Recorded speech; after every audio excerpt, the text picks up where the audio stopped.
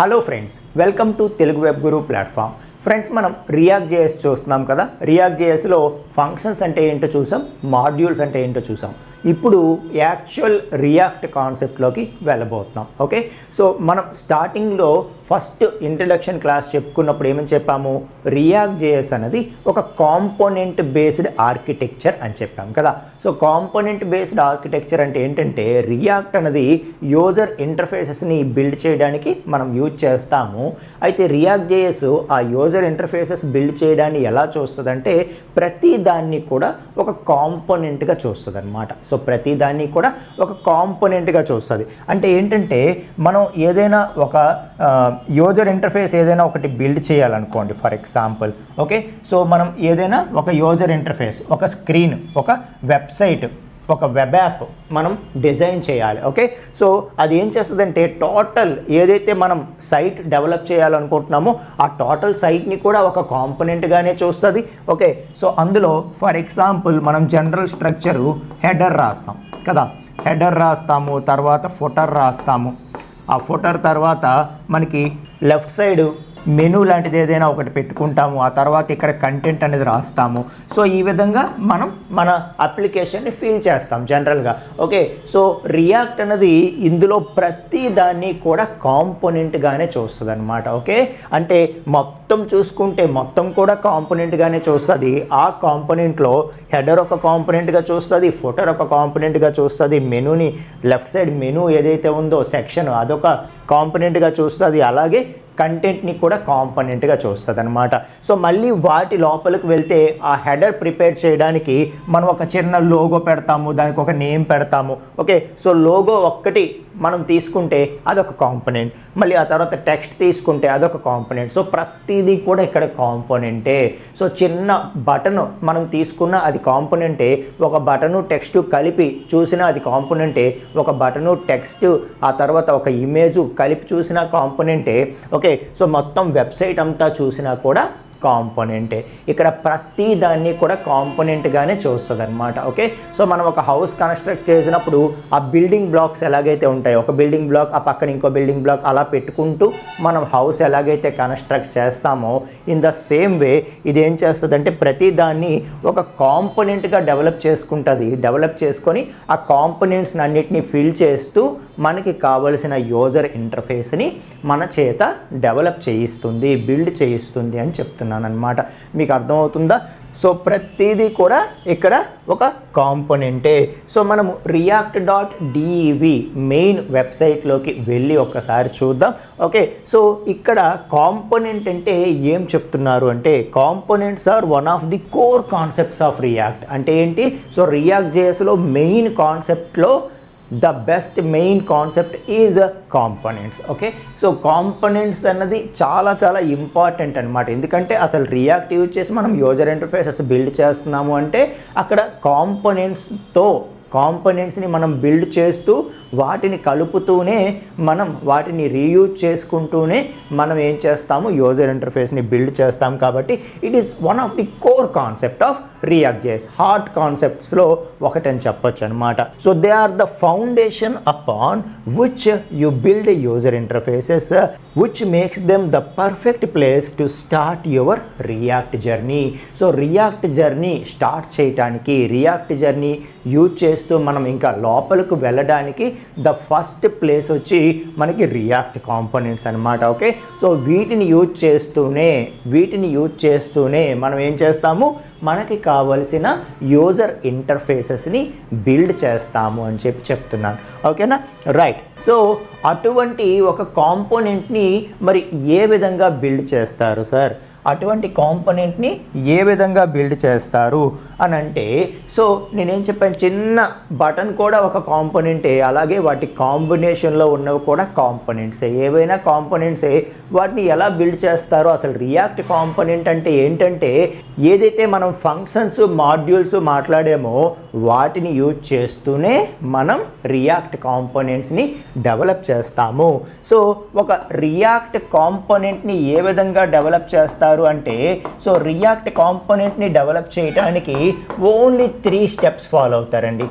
Okay, only 3 steps follow అవుతారు. Okay, so ఇక్కడ అంతా కూడా మనకి జావా స్క్రిప్ట్ కోడే కదా. సో జనరల్గా మనం ఏదైనా ఒక వెబ్సైట్ చూసామనుకోండి, ఓకే, సో మనం ఏ వెబ్సైట్ చూసినా, for example Telugu web Guru, Amazon, what ever it may be, A website చూసినా మనం జనరల్గా అది ఎలా డెవలప్ చేస్తాము, HTML. ఓకే, సో ఇదంతా కంటెంట్ అంతా కూడా HTMLలో రాస్తాము. ఓకే, దానికి ఏమైనా స్టైల్స్ అప్లై చేయాలంటే CSS యూజ్ చేస్తాము. ఆ తర్వాత ఇంటరాక్టివిటీ, ఏదైనా క్లిక్ చేస్తే యూజర్ క్లిక్ చేసే ఆ యాక్షన్ని బేస్ చేసుకొని ఇంకా ఏదో జరగాలి, మరొక ఈవెంట్ ఏదో జరగాలి, ఒక విండో రావాలి, మరొకటి ఏదో పెర్ఫామ్ అవ్వాలి, అదంతా జావా స్క్రిప్ట్. ఇంటరాక్టివిటీ అంతా జావా స్క్రిప్ట్. ఓకే, ఈ 3 కాంబినేషన్లో మనం వెబ్సైట్స్ బిల్డ్ చేస్తాం అనుకుంటాం కదా. ఇదే రియాక్ట్ JS ఎలా చూస్తుందంటే, నేను ప్రతిదీ కూడా కాంపోనెంట్ అనుకుంటుంది అనమాట. ఓకే, ఇందులో HTML, CSS, జావా స్క్రిప్ట్ ఇలా విడివిడిగా చూడదు. ప్రతిదీ కూడా ఒక కాంపోనెంటే. ఇదొక కాంపోనెంట్, ఇదొక కాంపోనెంట్, ఇదొక కాంపోనెంట్, ఇదొక కాంపోనెంట్, అలా ప్రతిదీ కూడా కాంపోనెంటే. ముందు ఆ కాంపోనెంట్స్ అన్నీ డెవలప్ చేసుకొని అవి ఇంకా నాకు కావాల్సిన విధంగా అరేంజ్ చేసుకుంటే నాకు కావాల్సిన వెబ్సైట్ రెడీ అయిపోతుంది, యూజర్ ఇంటర్ఫేస్ రెడీ అయిపోతుంది అని చెప్పి ఆ విధంగా చూస్తుంది అనమాట రియాక్ట్ JS. ఓకే, సో అయితే మరి ఆ కాంపోనెంట్స్ని ఎలా డెవలప్ చేస్తాము అని అంటే, సింపుల్గా ఇక్కడంతా కూడా రియాక్ట్ JS అంతా జావా స్క్రిప్ట్ ఇది కదా. కాబట్టి మనకి ఇక్కడ HTML కంటే జావా స్క్రిప్ట్కి ఇంపార్టెన్స్ ఉంటుంది. ఓకే, సో నార్మల్గా అయితే HTMLలో మనం కోడ్ రాస్తాము. Okay, so CSS files, Java script files ఏవైతే ఉన్నాయో వాటిని మన HTMLకి లింక్ చేసుకుంటాం. Okay, so link tag use చేసుకొని CSS లింక్ చేసుకుంటాము, స్క్రిప్ట్ ట్యాగ్ యూజ్ చేసుకొని జావా స్క్రిప్ట్ని లింక్ చేసుకుంటాం. అక్కడ HTMLకి ఇంపార్టెన్స్ ఇస్తాం మనం. బట్ ఇక్కడికి వచ్చేటప్పటికి అంతా కూడా జావా స్క్రిప్ట్ కదా. కాబట్టి ఒక రియాక్ట్ కాంపోనెంట్ డెవలప్ చేయడం అంటే ఏం లేదు, సింపుల్గా మనం జావా స్క్రిప్ట్ ఫంక్షన్ క్రియేట్ చేసుకోవడమే. ఓకే, ఒక రియాక్ట్ కాంపోనెంట్ క్రియేట్ చేయడం అంటే ఒక జావా స్క్రిప్ట్ ఫంక్షన్ క్రియేట్ చేసుకోవడమే, సింపుల్గా చెప్పాలంటే. ఓకే, సో మరి రియాక్ట్ కాంపోనెంట్ని మనం డెవలప్ చేయాలి అంటే ఇక్కడ స్టెప్స్ ఏమేమి ఉంటాయంటే ఓన్లీ 3 స్టెప్స్ ఉంటాయండి. ఈ 3 స్టెప్స్ ఫాలో అయితే చాలు, మనం ఆటోమేటిక్గా రియాక్ట్ కాంపోనెంట్ని డెవలప్ చేసేయడం జరుగుతుందన్నమాట. సో అందులో స్టెప్ 1 వచ్చి మనము ఏదైతే ఫంక్షన్ క్రియేట్ చేయబోతున్నామో ఆ ఫంక్షన్ని కంపల్సరిగా మనము ఎక్స్పోర్ట్ డిఫాల్ట్తో డిక్లేర్ చేసుకోవాలి. ఇది నేను ఆల్రెడీ మాడ్యూల్స్లో మాట్లాడాను కదా. సో ఎక్స్పోర్ట్ డిఫాల్ట్, ఎక్స్పోర్ట్ అనేది ఎందుకు అంటే ఒక మాడ్యూల్లో ఉండేటటువంటి ఒక ఫంక్షన్ని వేరే మాడ్యూల్స్ కూడా దీన్ని యాక్సెస్ చేయాలి అని మనం ఎలా చేయాలంటే అప్పుడు ఏం చేస్తాము, ఈ ఫంక్షన్ని ఎక్స్పోర్ట్ అని చెప్పి డిక్లేర్ చేసుకుంటాం. ఓకే, సో అలాగే ఒక జావా స్క్రిప్ట్ మాడ్యూల్ మనం తీసుకుంటే, అంటే ఒక జావా స్క్రిప్ట్ ఫైల్ తీసుకుంటే అందులో ఎన్ని ఫంక్షన్స్ అయినా మనం రాసుకోవచ్చు, ఒకటి కంటే ఎక్కువ ఎన్ని ఫంక్షన్స్ అయినా రాసుకోవచ్చు. అన్నిటినీ మనం బయట అదర్ మాడ్యూల్స్కి పర్మిషన్ ఇవ్వాలనుకుంటే వీటన్నిటినీ కూడా ఎక్స్పోర్ట్గా డిక్లేర్ చేసుకుంటాం. అయితే ఒక ఫైల్లో ఎన్ని ఫంక్షన్స్ అయినా ఉండని అందులో ఒక ఫంక్షన్ని మాత్రం మనం మెయిన్ ఫంక్షన్గా చేయాల్సి ఉంటుంది అనమాట, according to react components. Okay, so ఒక ఫైల్లో ఒక జావా స్క్రిప్ట్ ఫైల్ క్రియేట్ చేసి అందులో ఫర్ ఎగ్జాంపుల్ ఒక 5 ఫంక్షన్స్ మనం రాసామనుకుంటే ఆ 5 ఫంక్షన్స్లో ఏదో ఒక ఫంక్షన్ని మనం మెయిన్ ఫంక్షన్ చేయాల్సి ఉంటుంది. సో దేన్నైతే మెయిన్ చేస్తామో దాన్ని మనము డిఫాల్ట్ అని డిక్లేర్ చేయవలసి ఉంటుందన్నమాట. అన్నిటినీ మనం ఎక్స్పోర్ట్ చేసి అన్నిటినీ బయట వాళ్ళకి పర్మిషన్ ఇవ్వచ్చు. సో అదర్ మాడ్యూల్స్ అప్పుడు ఇంపోర్ట్ చేసుకొని యూజ్ చేసుకుంటాయి. బట్ ఒక ఫైల్లో ఉండేటటువంటి ఫంక్షన్స్లో ఏదో ఒకదాన్ని మాత్రమే మనము డిఫాల్ట్ అని చెప్పి డిక్లేర్ చేస్తాము. సో దేన్నైతే డిఫాల్ట్ అని డిక్లేర్ చేస్తామో ఆ ఒక్క ఫంక్షన్ అనేది ఏమవుతుంది, మెయిన్ ఫంక్షన్ అవుతుంది అని చెప్పి చెప్తున్నాను అనమాట. ఓకేనా, సో ఫస్ట్ మనం చేయవలసింది ఏంటంటే ఏదైతే మనం ఫంక్షన్ డిఫైన్ చేయబోతున్నామో దానికి మనం కంపల్సరీగా ఎక్స్పోర్ట్ డిఫాల్ట్ అని డిక్లేర్ చేసుకోవాలి అని చెప్తున్నాడు. ఓకే, సో ఇంకా స్టెప్ 1 స్టెప్ 2 కలిసే ఉంటాయి. ఎందుకంటే స్టెప్ 2 ఏంటంటే so create a function. Okay, so create a function. So ఏదైతే మనం ఎక్స్పోర్ట్ డిఫాల్ట్ అని డిక్లేర్ చేస్తూ ఉన్నామో దానికి కంటిన్యూషన్లో ఒక ఫంక్షన్ డిక్లేర్ చేసుకుంటాము. ఆ ఫంక్షన్లోనే మనకి కావలసిన కాంపోనెంట్ అనేది డెవలప్ చేసుకుంటాం, కాంపోనెంట్ తాలూకా కంటెంట్ అనేది డెవలప్ చేసుకుంటాము అని చెప్తున్నాను. Okay, right. So create a function. So ఈ రెండు స్టెప్స్ కలిపి మనం ఇప్పటివరకు ఏదైతే మాట్లాడామో దాన్ని మనం ప్రాక్టికల్గా చూడాలంటే ఎక్స్పోర్ట్ డిఫాల్ట్ అని చెప్పి ఫంక్షన్ అని చెప్పి ఏదో ఒక నేమ్ ఇస్తాం ఆ ఫంక్షన్కి, ఫర్ ఎగ్జాంపుల్ ఎఫ్ ఓకే అని చెప్పి ఏదైతే కర్లీ ఓపెన్ క్లోజ్ ఇస్తామో ఇది మనకి 2 స్టెప్స్ తాలూకా రిజల్ట్ అనమాట. మీకు అర్థమవుతుందా? సో ఒక ఫంక్షన్ డిఫైన్ చేయాలి అని చెప్తుంది సెకండ్ స్టెప్. నువ్వు ఏదైతే ఫంక్షన్ డిఫైన్ చేస్తున్నావో దాన్ని కంపల్సరీగా ఎక్స్పోర్ట్ డిఫాల్ట్ అని చెప్పి డిక్లేర్ చెయ్యు అని చెప్తుంది ఫస్ట్ స్టెప్ అనమాట. ఓకే, అప్పుడు మనకి అది ఏమవుతుందంటే మెయిన్ ఫంక్షన్ అవుతుంది. ఓకే, సో ఆ మెయిన్ ఫంక్షన్లో మనకి కావలసిన ఫంక్షనాలిటీ అంతా కూడా రాయబోతున్నాము. అది మనకి ఎప్పుడైతే అది ఎగ్జిక్యూట్ అవుతుందో ఆటోమేటిక్గా మనకి కావలసిన కాంపోనెంట్ అనేది డెవలప్ అవుతుంది అని చెప్తున్నాను అనమాట. Okay right. సో మరి థర్డ్ స్టెప్ ఏంటయ్యా అంటే స్టెప్ 3 వచ్చి మనం ఏం చేయాలి అంటే ఒక రిటర్న్ స్టేట్మెంట్ అనేది ఇవ్వాలి. అది ఏం రిటర్న్ చేయాలో తెలుసా? Return markup. ఓకే, సో జనరల్గా HTML మనం రాసేవాళ్ళము, అందులో స్క్రిప్ట్ ట్యాగ్స్ రాసుకొని అక్కడక్కడ జావా స్క్రిప్ట్ కోడ్ రాసేవాళ్ళం. ఇక్కడ ఏమవుతుందంటే జావా స్క్రిప్ట్ కోడ్ రాస్తాము, జావా స్క్రిప్ట్ కోడ్లో అక్కడక్కడ HTML కోడ్ని రాయాల్సి ఉంటుంది అనమాట. అర్థమైందా? ఇక్కడ జావా స్క్రిప్ట్కి ఇంపార్టెన్స్ కాబట్టి రియాక్ట్ కాంపోనెంట్ ఏం చేస్తుందంటే మెయిన్ అంతా కూడా జావా స్క్రిప్ట్ కోడ్ రాయమంటుంది, అవసరమైన దగ్గర HTMLని జస్ట్ అలా మనకి అవసరమైన పార్ట్ వరకు రాయమని చెప్తుంది. మీకు అర్థమవుతుందా? సో కంపల్సరీగా ఏం చేయవలసి ఉంటుందంటే రిటర్న్ చేయవలసి ఉంటుంది. సో దేన్ని రిటర్న్ చేయాలి అంటే మార్కప్ని రిటర్న్ చేయాలి. మార్కప్ అంటే ఏంటి? HTML code. ఎందుకు HTML కోడ్ని మనం రిటర్న్ చేయాలి? ఎందుకంటే ఒక కాంపోనెంట్ని మనం డెవలప్ చేస్తున్నాం. ఓకే, సో మనం ఎంత జావా స్క్రిప్ట్లో కోడ్ రాసినా ఫైనల్గా వెబ్ పేజ్లో మనకు కావాల్సిన కాంపోనెంట్ రావాలి. ఒక టెక్స్ట్, ఒక బటను, ఒక ఇమేజు ఇలా రావాలి కదా. ఎలా వస్తుంది మనకి? అక్కడ ఏం కావాలి? HTML ఉంటేనే కదా వస్తుంది. కాబట్టి మనం ఒక కాంపోనెంట్ని క్రియేట్ చేసుకోవడము అంటే జావా స్క్రిప్ట్ ఫంక్షన్ క్రియేట్ చేసుకోవడము, దాన్ని ఎక్స్పోర్ట్ డిఫాల్ట్తో డిక్లేర్ చేసుకోవడము అన్నది ఫైన్. అయితే మనకి ఫైనల్లీ కావాల్సిన అవుట్పుట్ ఆ కాంపోనెంట్ క్రియేట్ అయ్యి మనకి అది అవుట్పుట్ అక్కడ కనబడాలి అంటే ఆ ఫంక్షన్ ఏం రిటర్న్ చేయాలి? HTMLనే రిటర్న్ చేయాలి. ఆ HTML ఏమంటాం? మన మార్కప్ లాంగ్వేజ్ కదా. సో మార్కప్ని రిటర్న్ చేయాలి. ఆ మార్కప్ని రిటర్న్ చేస్తే అప్పుడు మనకి కావాల్సిన ఆ కాంపోనెంట్ అవుట్పుట్ అనేది కనిపిస్తుంది అని చెప్పి చెప్తున్నాను అనమాట. Okay right. సో రిటర్న్ అని చెప్పి ఏదైతే మార్కప్ ఉందో ఆ మార్కప్ని రిటర్న్ చేయాలి. అంతే, సింపుల్ అనమాట, వెరీ సింపుల్. ఆ మార్కప్ని రిటర్న్ చేసేస్తే ఇంకా కాంపోనెంట్ అనేది రెడీ. ఓకే, సో ఇప్పుడు ఫర్ ఎగ్జాంపుల్ హలో అని ఒక టెక్స్ట్ మనం డిస్ప్లే చేయాలి.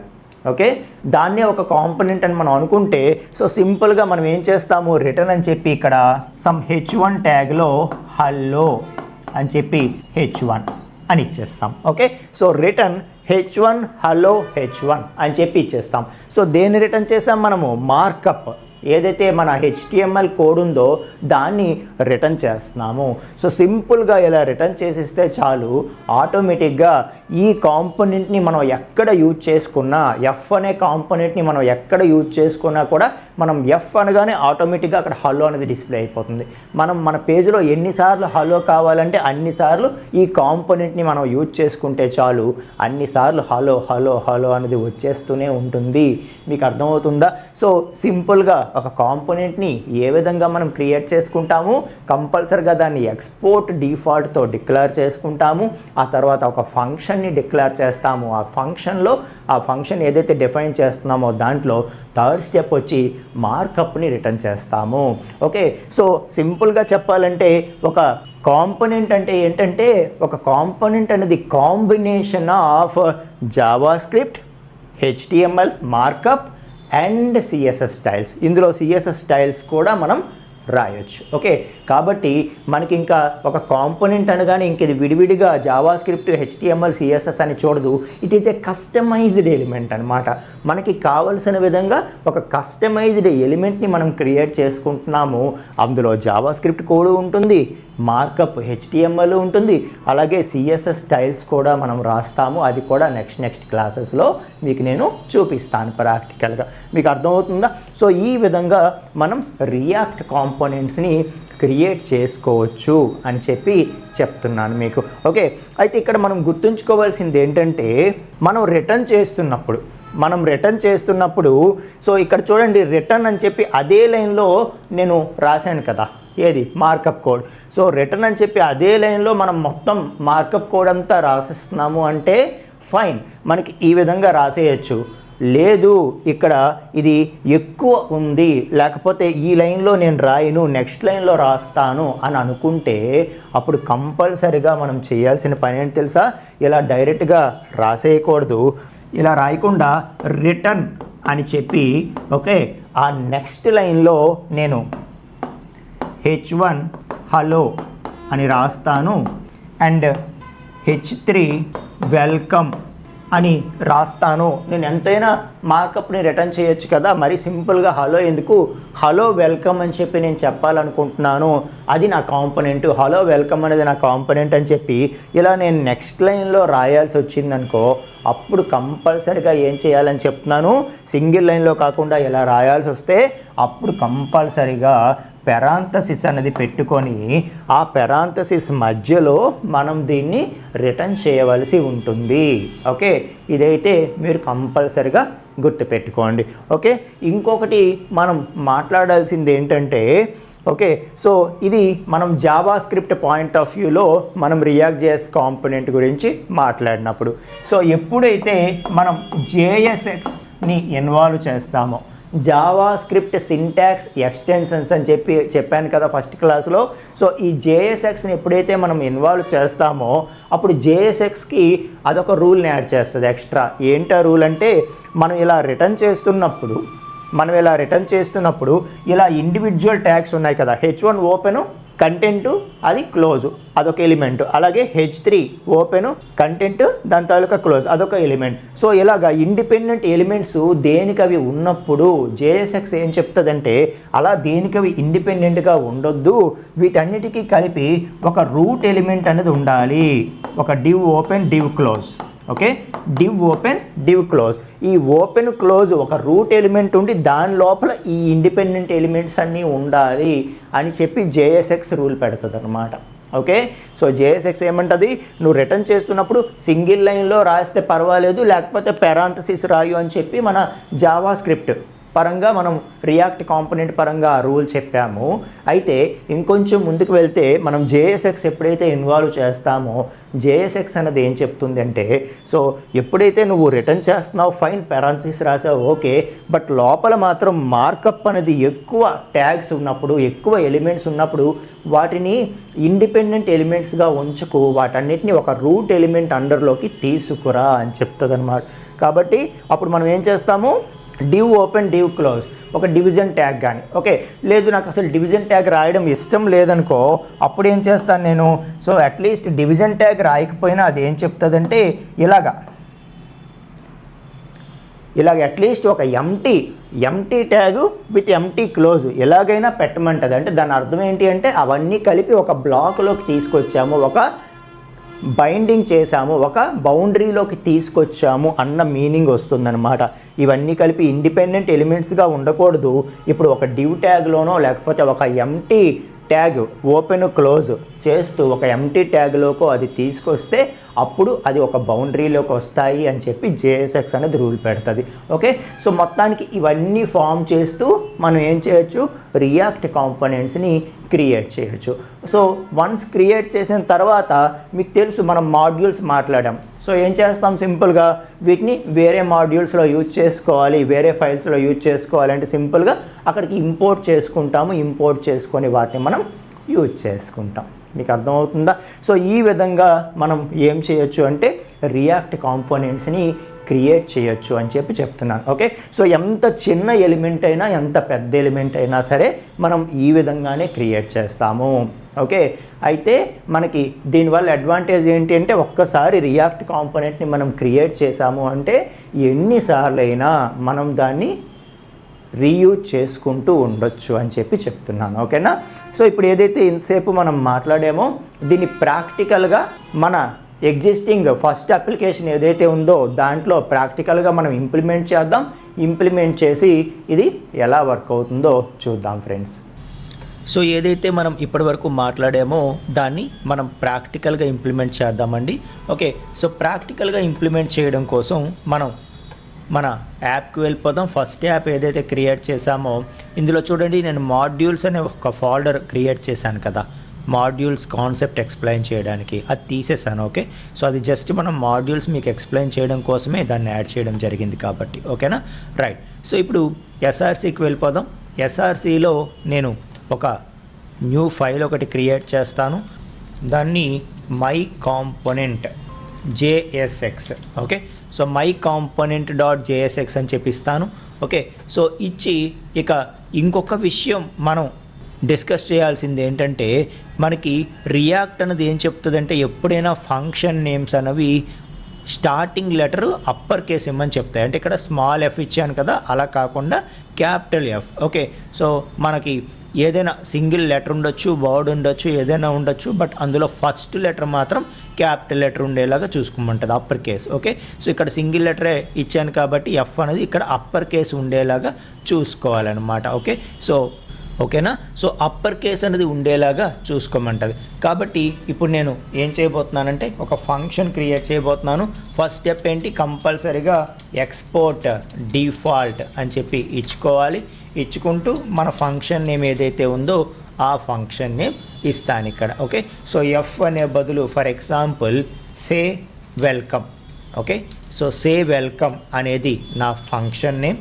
Okay, so first letter upper case ఇచ్చాను, అబ్జర్వ్ చేయండి. ఓకే, సో ఇక ఫస్ట్ స్టెప్ సెకండ్ స్టెప్ రెండు కూడా అయిపోయాయి.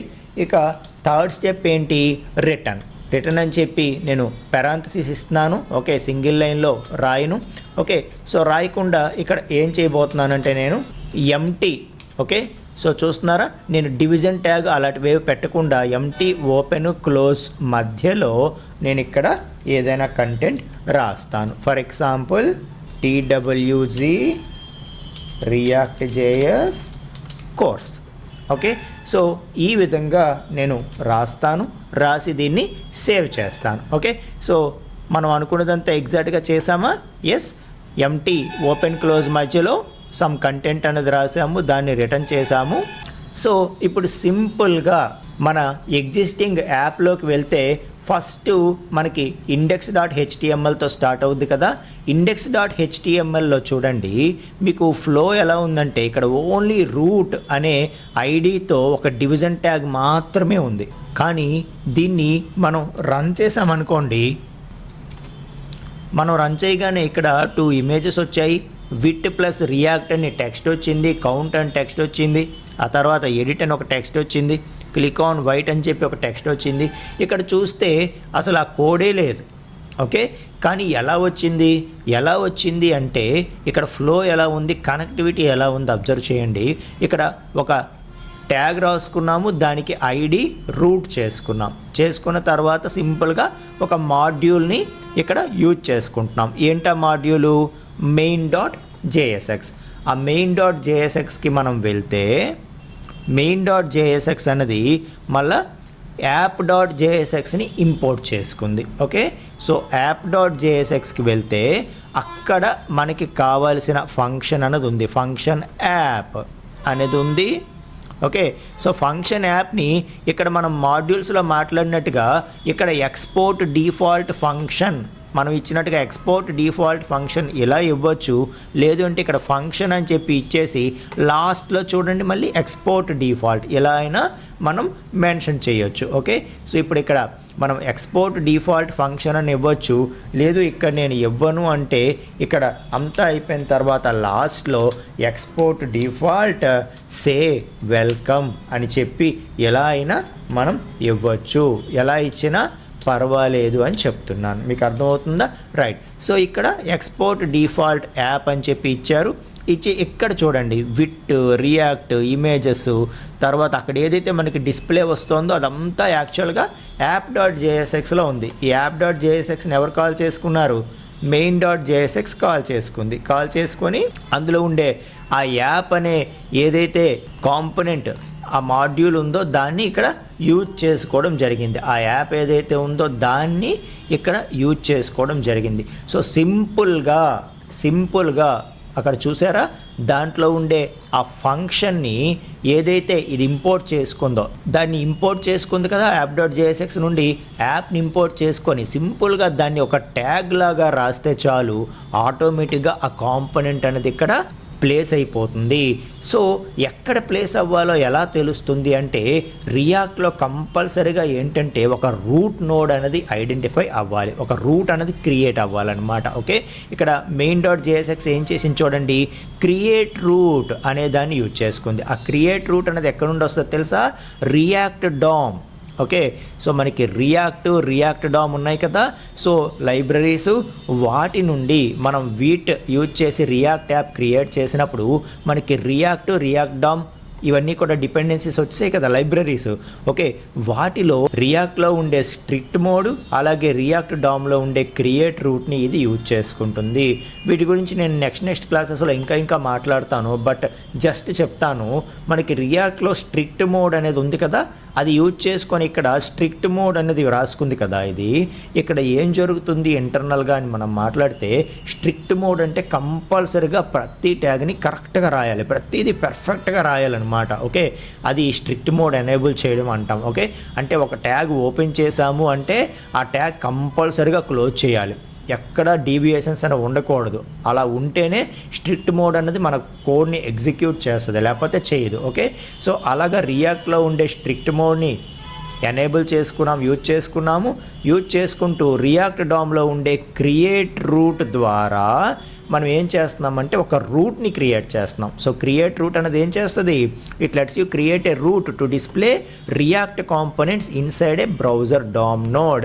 సో ఈ రియాక్ట్ తాలూకా కాంపోనెంట్స్ ఇప్పుడు క్రియేట్ చేసాం కదా, ఇవన్నీ ఎక్కడ డిస్ప్లే చేయాలి, మన HTMLలో డిస్ప్లే చేయాలి. కాబట్టి HTMLలో మనం రూట్ని క్రియేట్ చేసుకోవాలి. దానికోసం ఏం చేస్తామో ఇక్కడ ఒక ఐడి ఇచ్చుకుంటాం, అది రూట్ అనే ఇవ్వాలని కాదు దాని ఉద్దేశం.